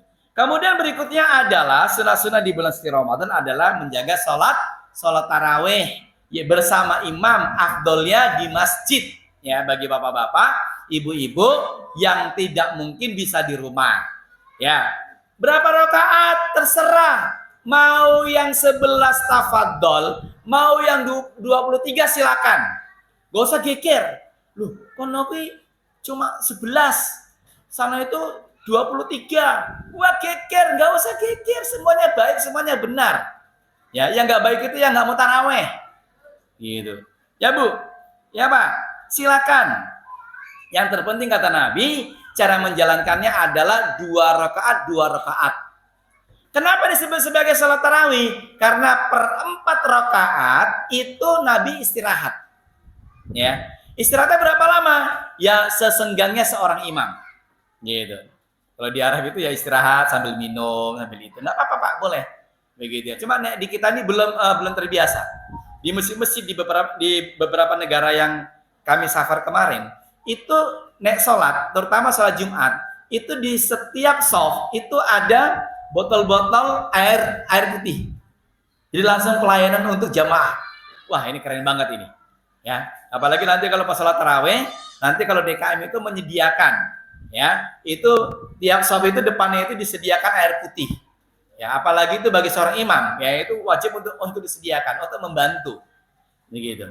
Nanti ketika istirahat dia boleh minum, silakan. Begitu. Kemudian berikutnya adalah menjaga sholat witir, ya. Dan nanti sholat witir kalau sudah di pertengahan Ramadan disunnahkan untuk membaca doa kunut. Nah, doa kunut witir itu disunahkan mulai di pertengahan bulan suci Ramadan. Ya. Kemudian apa berikutnya? Memperbanyak membaca Al-Quran. Bapak Ibu sekalian, ya sebaiknya membaca Al-Quran ini ditarget. Karena kata Nabi, 1 huruf itu 10 kebajikan. 1 huruf. Aku tidak menghitung alif lam mim itu 1 huruf, alif itu huruf, lam itu huruf, mim juga huruf. Ya berarti itu ada 3 huruf, ya 30 kebajikan. Tapi di bulan Ramadan Allah akan melipat gandakan setiap hurufnya yang tidak kita ketahui berapa hitungan dan bilangannya. Ya. Makanya sebelum ini Bapak Ibu sekalian siapkan kita mau berapa juz, kemudian terus dirinci. Ya, oh per hari misalnya mau 3 juz, mau dibaca kapan saja, harus disiapkan. Karena Ramadan itu memang harus mempersiapkan, kalau enggak berat. Ya. Dan para ulama itu banyak mencontohkan, ada yang khatam per 24 jam. Ada yang khatam 24 jam itu sampai 2 kali. Ya, begitu. Nah, nanti kita semampu kita, tapi itu harus kita siapkan. Kemudian berikutnya adalah memperbanyak sholat sunnah. Ya, memperbanyak sholat sunnah. Terutama adalah sholat rawatib.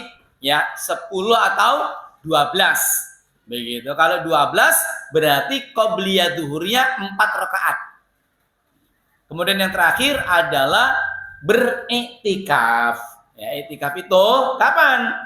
Di 10 akhir Ramadan. Bapak Ibu sekalian, untuk bab iktikaf ini jangan dibayangkan beratnya 10 hari terakhir. Pokoknya ada kesempatan iktikaf. Mau malam tok boleh, mau siang tok boleh, mau sesaat tok boleh. Karena kata para ulama, iktikaf itu adalah masuknya kita ke dalam masjid. Kemudian kita niat iktikaf, walaupun sesaat itu sudah ada nilai iktikaf. Baik itu di dalam bulan suci Ramadan maupun tidak. Maknanya apa? Bapak Ibu sekalian, kalau ke masjid mau sholat jamaah, jangan lupa ketika sudah masuk ke dalam masjid niatkan untuk iktikaf. nawaitul sunnatul i'tikaf kata para ulama. Ya, begitu. Kalau mau lebih afdal lagi, i'tikafnya diwajibkan. Bagaimana caranya? Dinadarkan. Berarti kita menadarkan, ya aku bernadar untuk i'tikaf di masjid ini selama pengajian ilmu fikih. Nah, ya udah, berarti selama itu dia beriktikaf hukumnya wajib. Gitu. Jadi pokoknya, oh mau ke masjid sebentar, nunggu anak pulang sekolah, ya di dalam masjid. Walaupun nanti kita di sana itu cuma ngobrol, tidur, ya atau baca buku, apapun yang kita perbuat, selama kita di dalam ada niat iktikaf, kita mendapatkan fadilah iktikaf. Sebegitu Islam mengajarkan kepada kita. Ya, masjid itu fadilahnya banyak. Gitu. Karena Nabi ketika iktikaf itu, contoh misalnya, Nabi ketika iktikaf subuh, ya, dan mulai ibadah subuh sampai suruk, Nabi itu nggak melulu baca Quran, Nabi itu nggak melulu berdoa, Nabi itu nggak melulu berzikir. Kadang Nabi itu menyampaikan ilmu, kadang Nabi itu mengumpulkan para panglima perang untuk mengatur strategi perang, kadang Nabi itu mengumpulkan para wazirnya, para menterinya untuk berbicara masalah negara. Gitu. Jadi iktikaf itu ya nggak diem juga. Gitu. Silakan. Yang terpenting ketika di dalam masjid kita berniat untuk iktikaf. Berikutnya, hal-hal yang makruh dalam berpuasa. 1. Mencicipi makanan.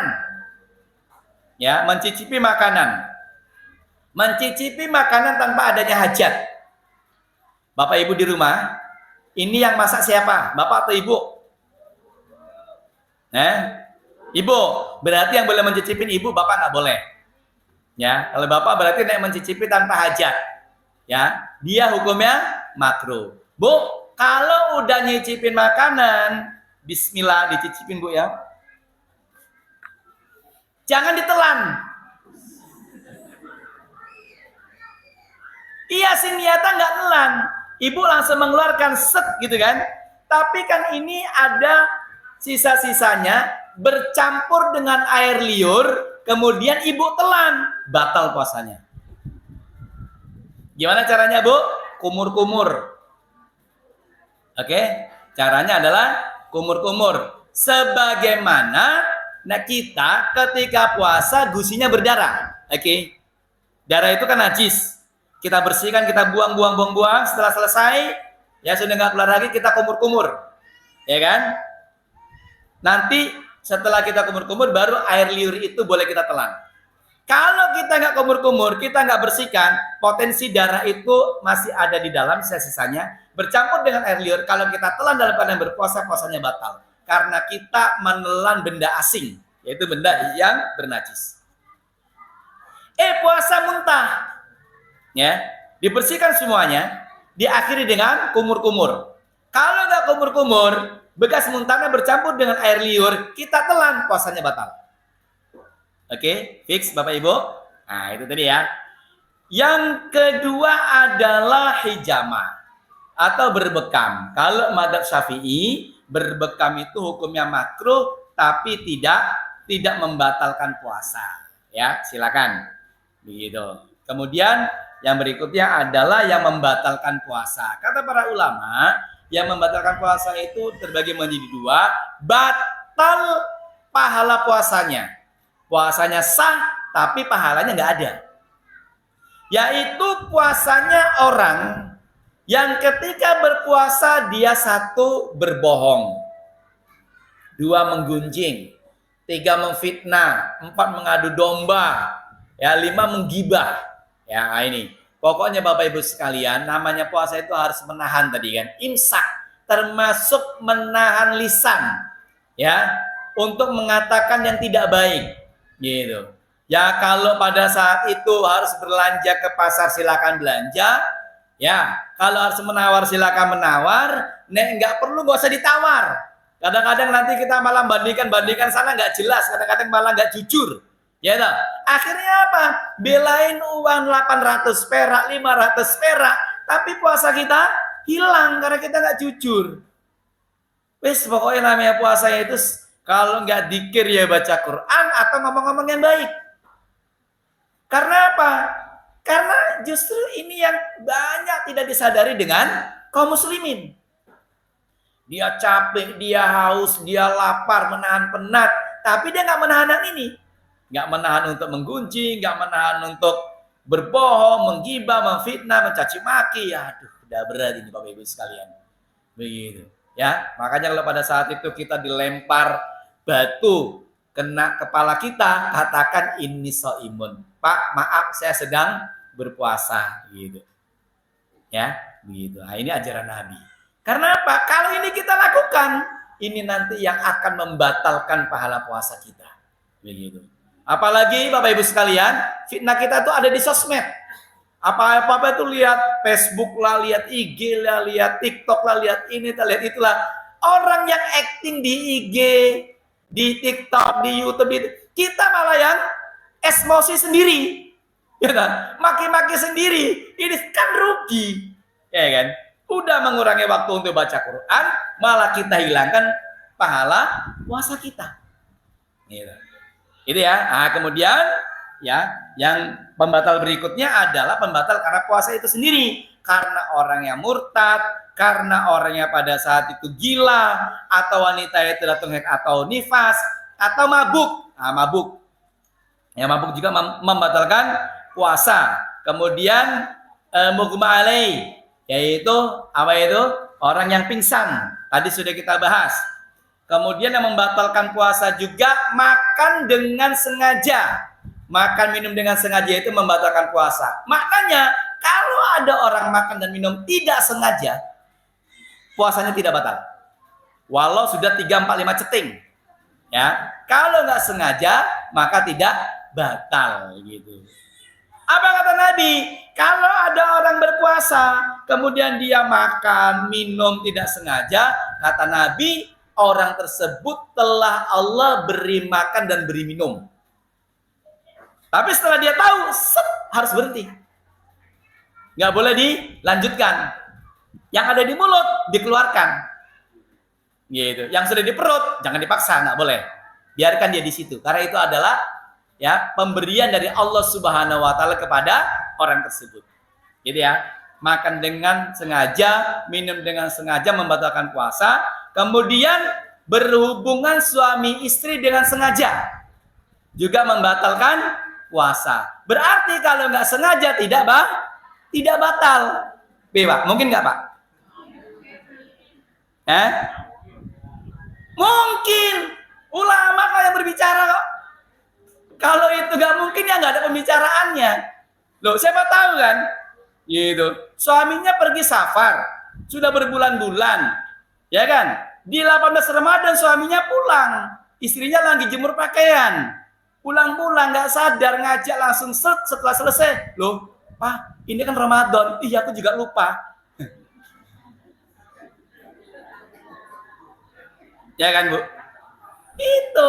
Kalau itu terjadi karena nggak sengaja, karena lupa, puasanya nggak batal, lanjutkan. Bukan lanjutkan hubungannya. Lanjutkan puasanya. Gitu. Tapi kalau pada saat itu dia sengaja, maka pada saat itu, 1, berdosa. 2, terkena takzir. Ya. 3, membayar qadha. 4, tidak boleh makan dan minum. Maknanya kalau hubungannya siang, ya, setelah itu walaupun itu sudah batal, nggak boleh makan dan minum. Dia harus tetap melanjutkan puasa sebagai penghormatan kepada hari yang mulia. Ini. Yang kelima, membayar kafaroh. Bisa membebaskan budak, bisa berpuasa 2 bulan berturut-turut, bisa memberi makan fakir miskin. Siapa yang menentukan antara 3 kafarah ini?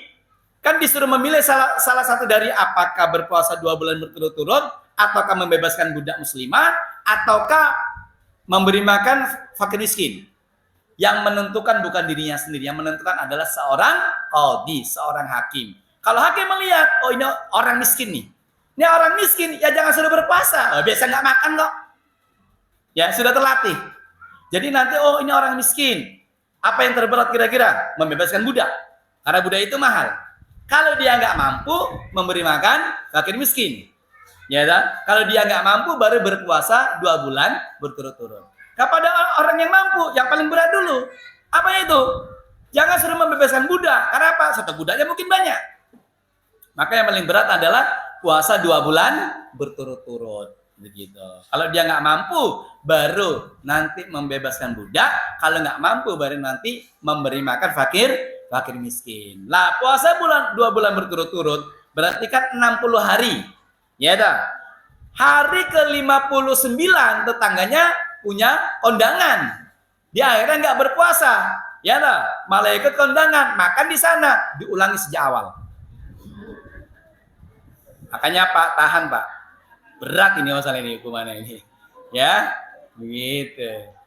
Bahkan para ulama menyatakan, sekalipun dia safar, nggak boleh diulangi dari awal. Bahkan ada para ulama yang lebih berat lagi menyatakan bahwasannya, walau dia sakit tidak bisa berpuasa.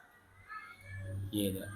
Ini, sebegininya para ulama itu menjaga eksistensi tentang wajibnya puasa bulan suci Ramadan. Begitu.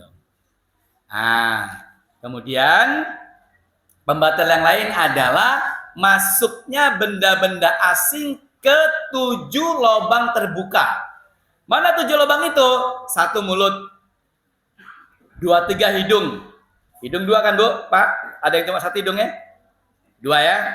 Berarti 1 mulut, 2, 3 hidung, 4, 5 telinga. 6, 7 kemaluan dan dubur. Ya, mulut, 2, 3 hidung, 4, 5 telinga, 6, 7 dubur dan kemaluan. Kalau kemasukan benda asing ketika berpuasa, puasanya batal. Maknanya apa? Kalau ada orang ketika berpuasa dia sakit, kan biasanya ada itu Pak ya, yang masuk obatnya itu lewat dubur. Orang yang misalnya abeien, puasanya batal.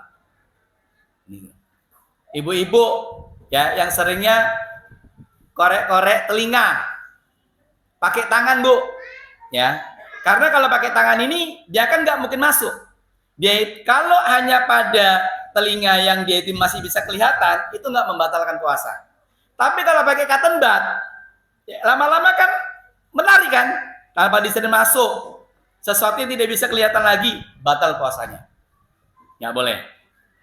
Inhaler, ya kan? Pilek-pilek, batal puasanya. Nggak boleh. Oke? Bagaimana dengan infus? Ada orang sakit di infus. Nah, perhatikan. Kalau infusnya itu, ya para ulama di sini berselisih pendapat, ada yang menyatakan batal total. Tapi ada yang menyatakan dengan dirinci. Kalau infusnya itu isinya adalah makanan atau gizi, puasanya batal. Kalau infus itu isinya adalah obat, dirinci. Kalau disuntik dari jalur pembuluh darah, puasanya batal. Tapi kalau suntikan itu bukan dari pembuluh darah, puasanya tidak batal. Saya ulangi. Kalau dia itu isi infusnya makanan atau gizi, puasanya mutlak batal. Kalau dia itu obat, ya. Kalau nyuntiknya itu dari pembuluh darah, puasanya batal. Kalau non pembuluh darah, puasanya tidak batal. Maknanya kalau Bapak Ibu sakit mau nyuntik sendiri, ya, wes mana bokong bagian mana, enggak batal puasanya. Gitu. Oke, Bu? Pak, nah ini silakan. Ini bab suntikan. Bagaimana dengan mata? Kita puasa pakai tetes mata. Boleh nggak? Boleh.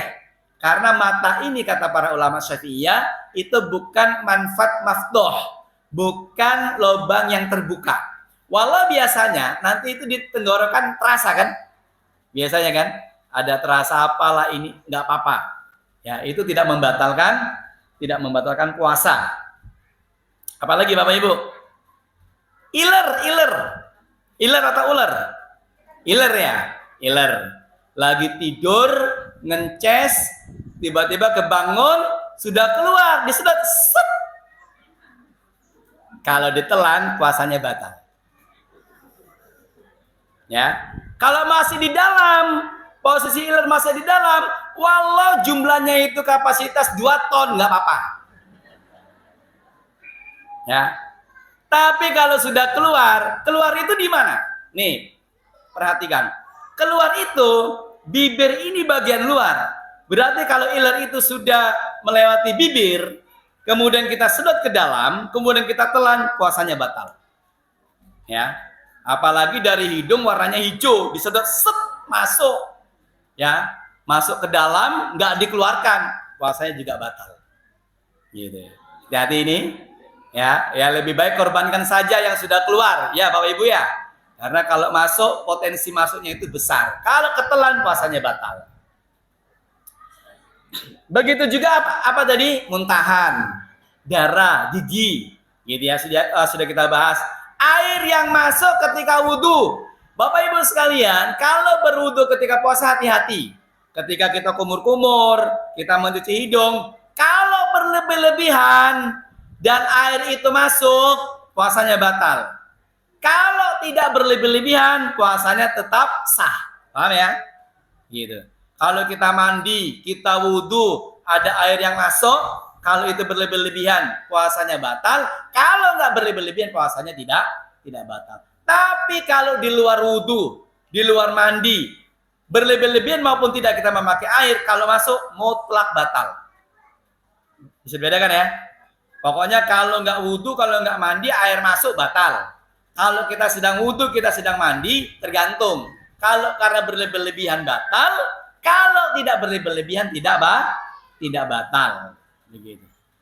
Renang Pak, renang. Boleh nggak puasa renang? Ya ini pengusaha kolam renang hati-hati ini. Ya, gimana renang ini?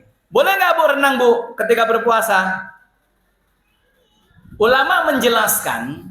Kalau pada saat itu ketika kita biasa renang, kemudian juga kadang air masuk dari telinga, dari hidung, dari mulut ketika kita renang, maka ketika puasa mutlak haram untuk berenang. Gak boleh. Gitu. Gak boleh berenang. Ya, begitu. Kalau kita ketika renang, oh biasa air masuk dari hidung, dari telinga, dari mulut, maka ketika puasa ulama Syafi'iyah mengharamkan orang tersebut untuk berenang. Tapi Bapak Ibu sekalian, ya saran kami ketika berpuasa tahan dulu untuk berenang, nanti berenangnya ketika usai iftar. Ya, silakan. Sehat asalkan di atas jam 1 malam. Paru-paru kan sudah bekerja kan? Nah, sebelum jam 1 jangan. Kecuali pingin menanam rematik sejak dini, silakan. Oke, itu ya, itu air. Kemudian keluar mani, batal nggak Bapak Ibu sekalian? Kalau keluarnya itu tidak disengaja maka tidak batal. Seperti mimpi atau kecapean, ya. Tapi kalau disengaja itu membatalkan puasa. Ya, sebenarnya ada yang agak gimana gitu ya Mbak. Tapi ini penting juga gitu. Mohon maaf, ciuman suami istri, ya, boleh nggak Bu, Pak? Kok malah senyum Pak takoni? Boleh nggak ya?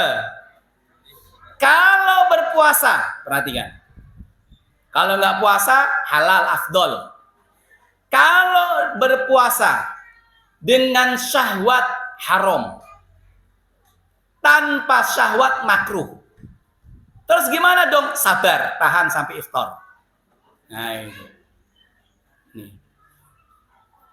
Kemudian yang berikutnya terakhir adalah tuntutan-tuntutan orang yang tidak berpuasa. Bapak Ibu sekalian, tuntutan-tuntutan orang yang tidak berpuasa itu ada 4. 1, ada yang qadha plus fidyah, ada yang qadha saja, ada yang fidyah saja, ada yang tidak qadha dan tidak fidyah. Siapa mereka yang qadha dan membayar fidyah? Ini penting ini, terutama bagi ibu-ibu ini.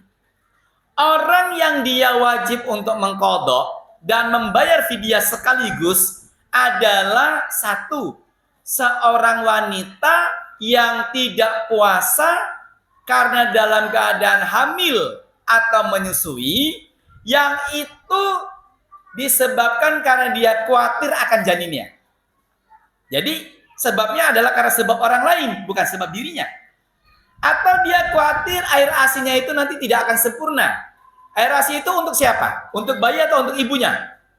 Untuk bayi. Berarti karena orang lain. Oke. Kepada wanita yang seperti ini, dia mengqadha dan membayar fidyah. Ini yang pertama. Ya. Yang kedua, yang dia juga mengqadha dan membayar fidyah adalah orang yang pada saat itu punya hutang puasa sampai datang Ramadan berikutnya.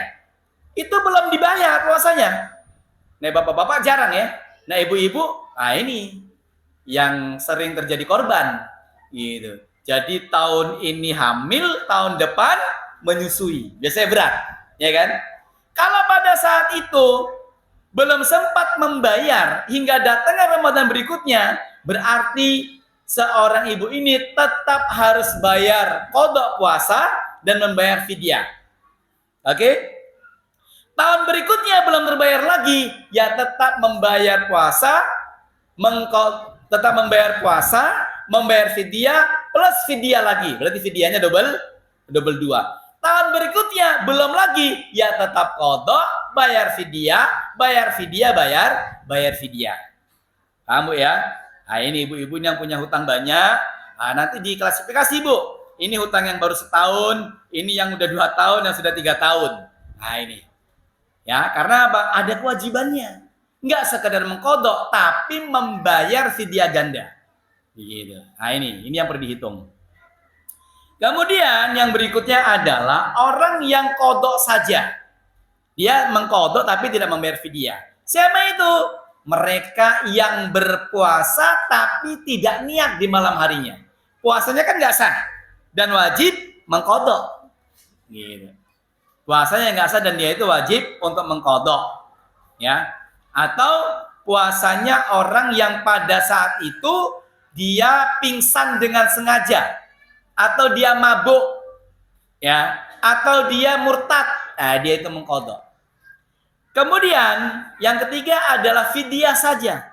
Fidyah itu bagi siapa? Bagi orang yang sudah pikun atau orang yang sakit yang kata dokter orang ini tidak bisa berpuasa selamanya.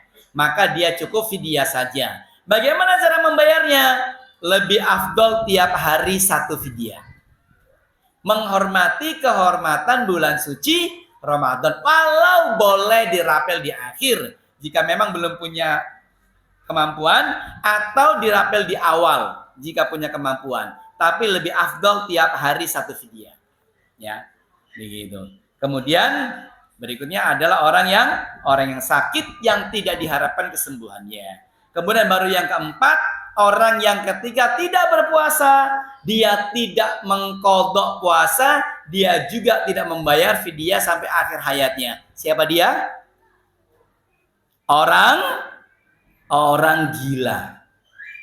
Orang gila ini tidak mengqadha puasa yang dia tinggal, tidak juga dia membayar fidyah. Bapak Ibu sekalian, ya bagaimana kok ada orang dia berpuasa tapi tidak sholat, puasanya sah nggak?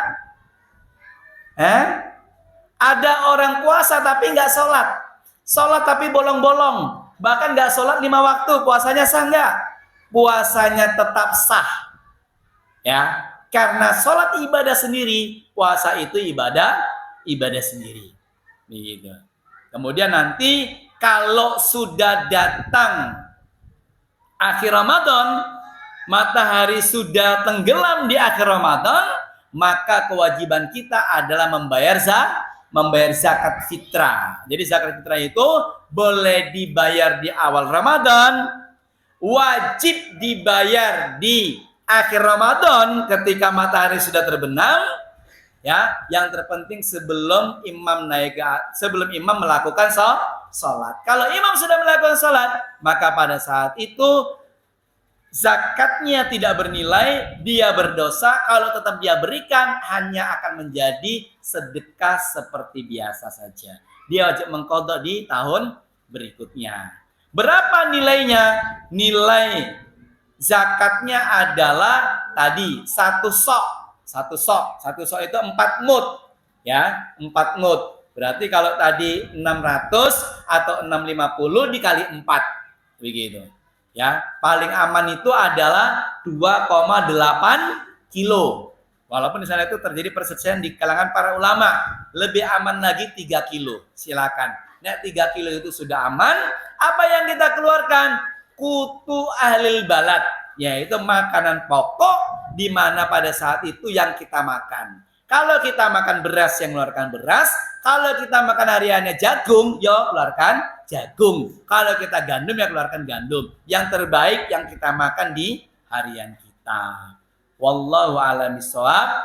Ini yang dapat saya sampaikan pada pertemuan kali ini seputar fikih Ramadan. Bapak Ibu sekalian, jangan lupa untuk kesempurnaan Ramadan, selain kita membayar kewajiban zakat, tunaikanlah puasa 6 hari di bulan Syawal. Boleh 6 hari berturut-turut, boleh di janja, ya sehari puasa sehari tidak, pokoknya jumlahnya 6. Pak, bagaimana kalau saya itu masih punya hutang puasa Ramadan?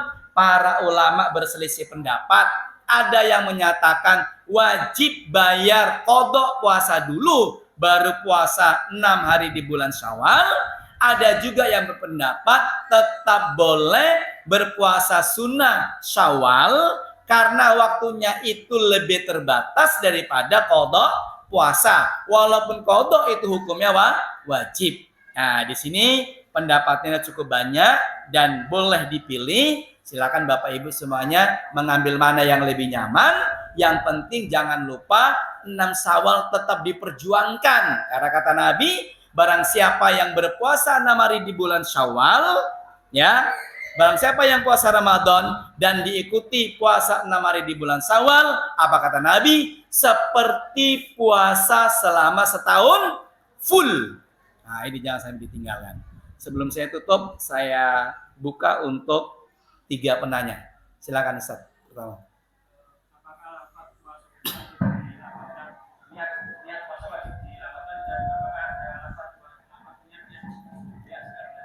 Ya.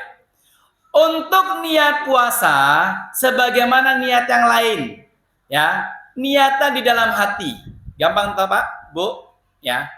Loh, kok itu di masjid ada nawaitu shauma ghadin an ada'i fardhi syahri Ramadan lillahi ta'ala? Boleh. Melafadzkan niat dalam madhab Syafi'i hukumnya adalah sunnah. Kenapa sunnah? Untuk membantu menghadirkan di dalam hati. Dan tidak ada lafadz khusus. Oke. Yang kedua, ya silakan Pak. Ibu, yang ketiga.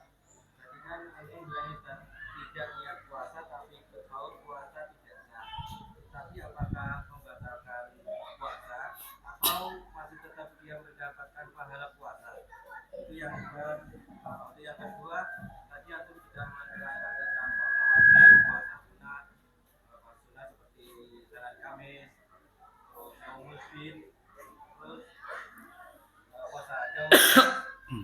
Untuk puasa saya mau tanyakan itu puasa Nabi Idris, Ustaz. Nah, itu termasuk apakah sunnah hukumnya atau makruh atau syar'i? Dan pengertian puasa Idris itu sendiri seperti bagaimana gitu? Ya. Saya jawab yang kedua dulu mumpung saya ingat.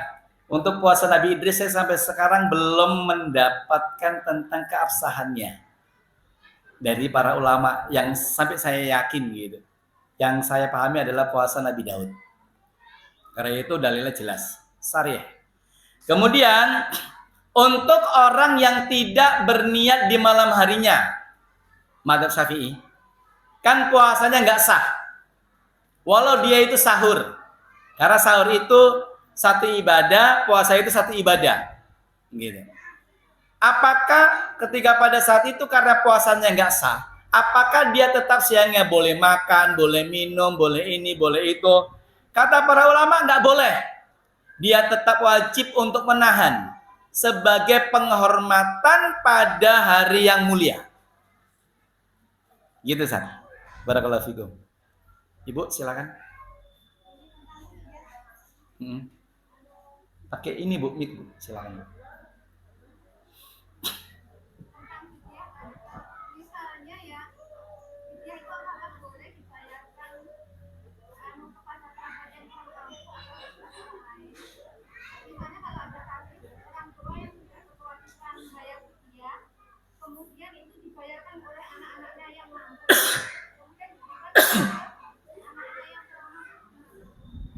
Ya. Untuk fidyah. Untuk fidyah. Fidyah itu siapa yang membayar? Yang membayar fidyah adalah orang yang pada saat itu punya tanggungan. Jika dia tidak mampu, maka boleh dibayarkan oleh orang yang mampu. Yang paling dekat siapa? Anaknya atau ahlul warisnya, silakan. Diberikan kepada siapa? Kepada yang lebih afdol. Kalau pada saat itu ada keluarga yang tidak mampu, maka utamakan dari kalangan keluarga. Asalkan kepada orang yang mengeluarkan, orang tersebut bukan orang yang menjadi tanggungannya.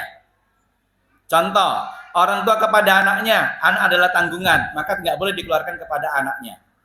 Begitu. Kecuali anak itu bukan lagi tanggungan dia, seperti anak laki-laki yang sudah dewasa. Bapak Ibu semuanya, ini juga yang perlu dicatat. Jika Bapak Ibu semuanya mau mengeluarkan zakat atau sedekah atau apapun dari kebajikan dengan jalan harta, maka lebih baik diberikan kepada kerabat terdekat. Hadisiyah ini sahih.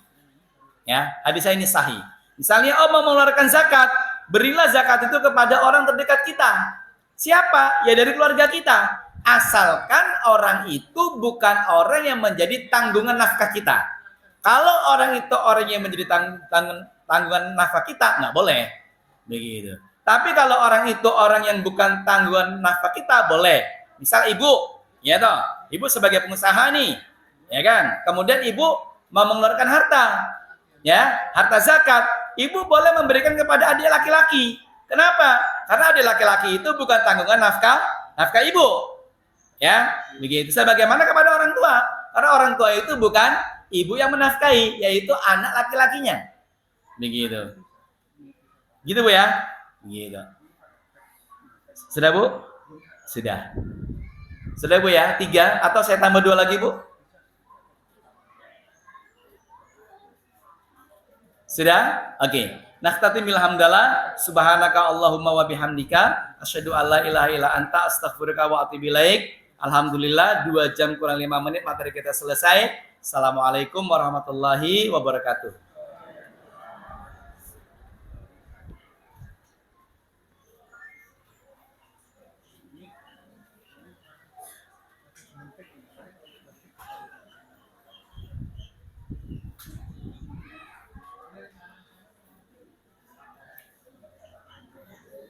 Alhamdulillah, demikian tadi kajian fikih Ramadan bersama Aulia dari kitab Safrul Najah. Jazakumullah Ustaz. Semoga nanti Ramadan kita lebih bermakna. Amin.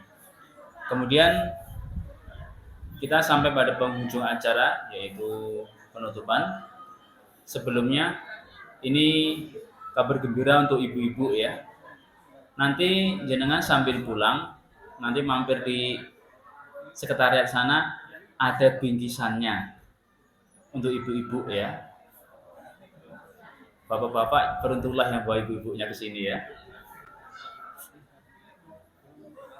Baik, kemudian kami umumkan bahwa nanti di bulan Ramadan kita juga adakan kajian Widanar Mengaji ini, namun waktunya tidak pagi seperti ini, akan kita adakan di sore hari, kemudian dilanjutkan dengan buka bersama, gitu. Jadi pastikan jenengan juga hadir. Alhamdulillah kali ini warga sekitar sudah lebih banyak daripada yang bulan kemarin. Alhamdulillah. Baik, saya mewakili panitia yang bertugas mengucapkan jazakumullah khairan atas kehadiran jenengan semuanya. Dan mohon maaf jika masih ada kekurangan di sana sini. Marilah kita akhiri acara pada siang hari ini dengan bacaan alhamdulillah dan doa kafaratul majelis. Alhamdulillahirabbil alamin. Subhanakallahumma wa bihamdika asyhadu an la ilaha illa anta astaghfiruka wa atubu ilaik. Saya akhiri. Wassalamualaikum warahmatullahi wabarakatuh.